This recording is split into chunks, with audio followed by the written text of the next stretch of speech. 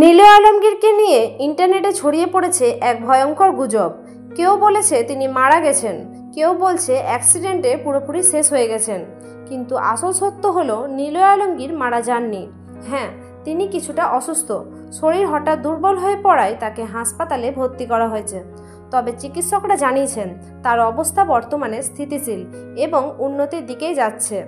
আমরা অনেক সময় সোশ্যাল মিডিয়ায় কোনো তথ্য যাচাই না করে শেয়ার করে ফেলি, আর সেই গুজবগুলো একজন জীবিত মানুষকেও মৃত বানিয়ে দিতে দ্বিধা করে না।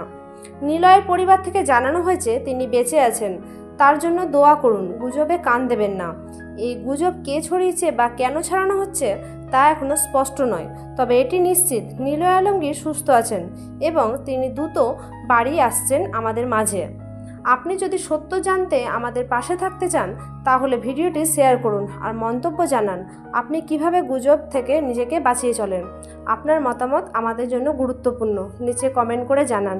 আর যদি নতুন হয়ে থাকেন সাবস্ক্রাইব করতে ভুলবেন না। ধন্যবাদ।